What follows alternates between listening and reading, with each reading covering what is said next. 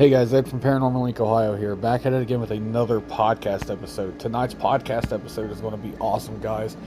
I looked up a bunch of exorcisms, and I wanted to tell you about 12 that I seen that were really, I think, are the most talked about exorcisms, and some are not. So again, we are going to go, I did everything, I did all my research online, and I wrote down my notes and everything, and I wrote down these 12 different exorcisms, and I gave a little tidbit for each one so you guys can hear about it as well. So we're just going to jump right in and get it started. 1778, the exorcism of George Lukens. In 1778, English tailor George Lukens was behaving oddly, speaking in strange voices, making inhuman noises, and singing hymns backwards.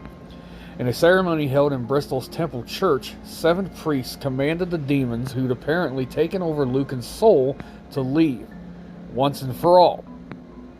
When the ceremony was over, Lukens recited the Lord's Prayer and thanked the priests.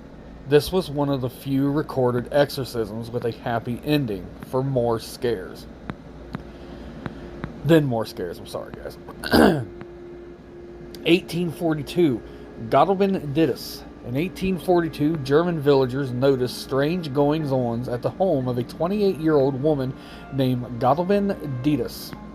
Dittus claimed her house was haunted and soon began slipping in and out of what others described as trance-like states, but it was only when a religious pastor commanded the demons to leave. He commenced an exorcism that things went truly nuts. Dittus became violent, requiring physical restraints for 2 torturous years, during which the pastor performed various exorcism rites. Dittus vomited glass, nails, and blood. Of course, finally, Dittus informed everyone the demons were gone and stated that Jesus is victor. So I know you guys just heard that bark in the background. That is my puppy, Roger. I have 2 pit bulls. I love them dearly. They are my children. Our family love them, and Roger and Blue are their names, and they are with me today.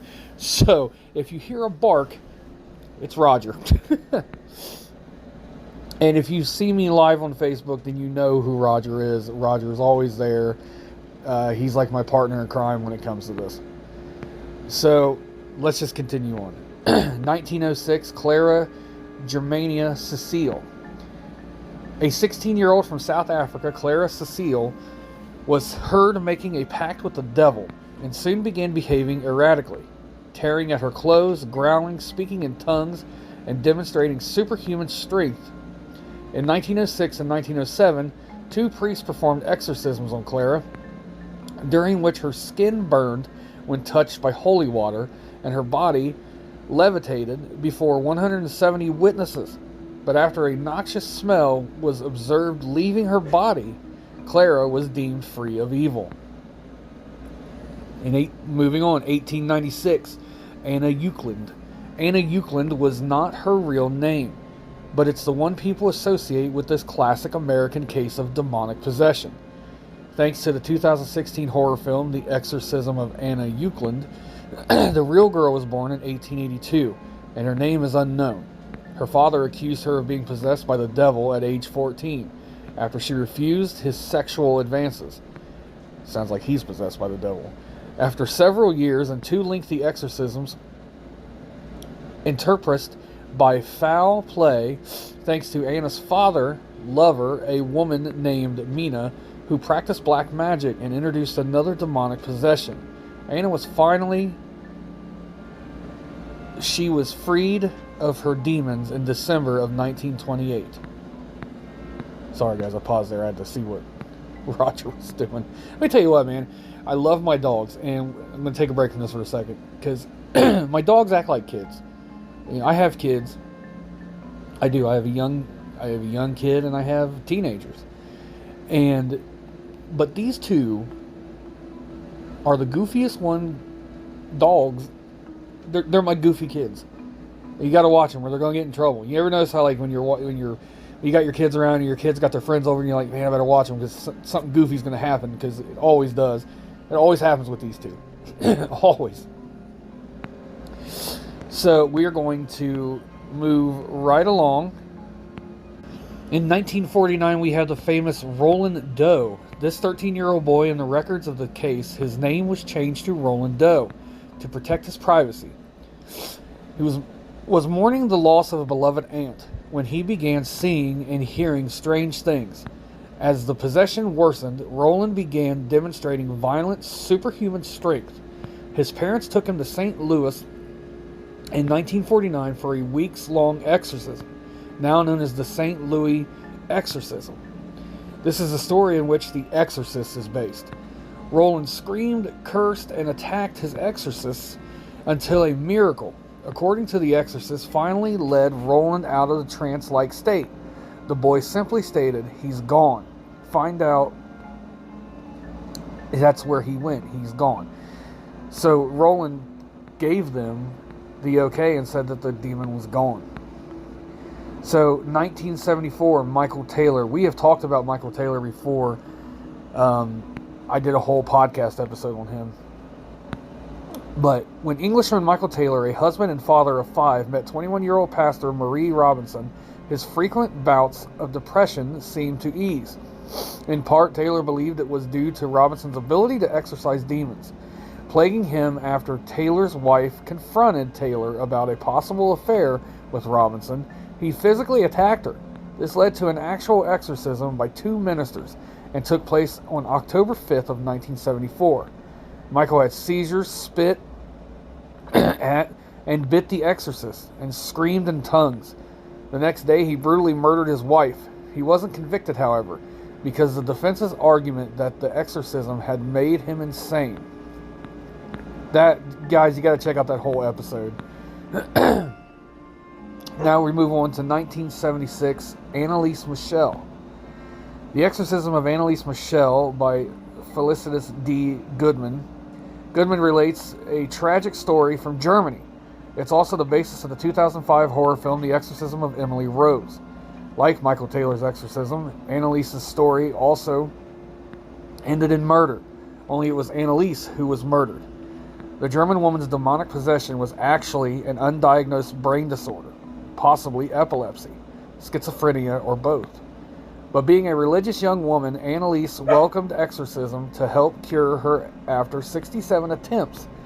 Each unsurprisingly unsuccessful, the 23-year-old succumbed to starvation.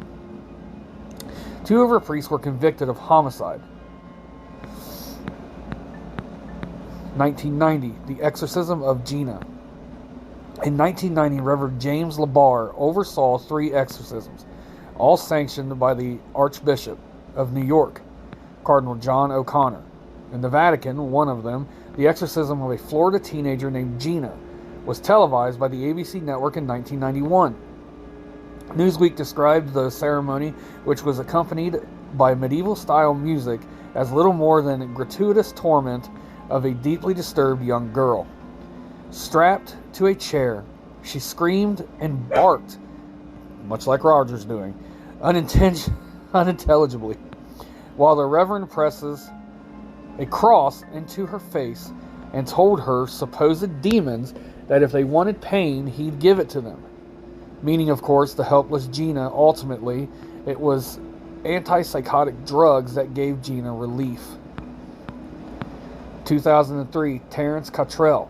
In 2003, an autistic 8-year-old boy named Terence Cottrell was killed during a prayer service that was intended to drive out the evil spirits supposedly causing his condition.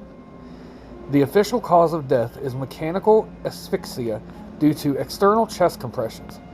CNN reported meeting Terence was suffocated. The Reverend Ray Hemphill, who had performed the exorcism, reportedly sat on the boy's chest until he stopped breathing. The Reverend was convicted of homicide. 2005, Marcia Irina Cornici. Romanian nun Marcia Irina Cornici was 23 when she began hearing voices. She thought it was the devil talking to her. Although she was treated for schizophrenia, she relapsed and was then subjected to the exorcism. Bound to a cross, gagged with a towel, and left in a dank convent room for 3 days without food and water. Yeah, that's just torture. Kornichi died of suffocation and dehydration. 2010, Christy Bamu. On Christmas Day of 2010, a 15-year-old boy, Christy Bamu, was beaten and drowned in a bathtub in London by his sister and her friend in an attempt to exorcise evil spirits from the boy. According to the BBC, originally from the Republic of Congo, the pair tortured the boy with knives, sticks, metal bars, a hammer, and a chisel until he begged to die. The pair were convicted of the boy's murder. That's just a straight-out killing. I don't think there was any type of demonic possession that they could even go on. I think they just use that as an excuse. 2015, The Exorcism of Laura. If you thought exorcisms were a thing of the past, guess again. In Argentina, church officials filmed the exorcism of a 22-year-old woman named Laura by Bishop Manuel Acuna. Laura writhes, bangs her head, and screams profanities. Supposedly, the exorcism ends well as the evil spirits leave Laura, and the bishop makes the sign of the cross over her. So, those were 12 different exorcisms I read about. Sorry, I keep clearing my throat, guys. 12 different exorcisms I read about, and I wrote them all down for you guys so you guys could hear about them as well. Some of them are well known, and again, some of them were not. So, I think exorcism is a great tool for the good guys to get rid of the bad guys. Because without that, and without exorcists, and without the ceremony, demons can just take over, and they will. And that's all they want to do. They want to take us over. They want what they can't have, is life. They've never lived, and they want it through us. So I think exorcism is a great tool, and I think it needs to be talked about more. So thank you guys so much for checking out tonight's episode. Thank you guys for listening to Roger give his inputs on it during the episode. And I love each and every one of you. Thank you so much for the support and everything. I'm feeling much, much better. And the foot is healing very, very well after the surgery.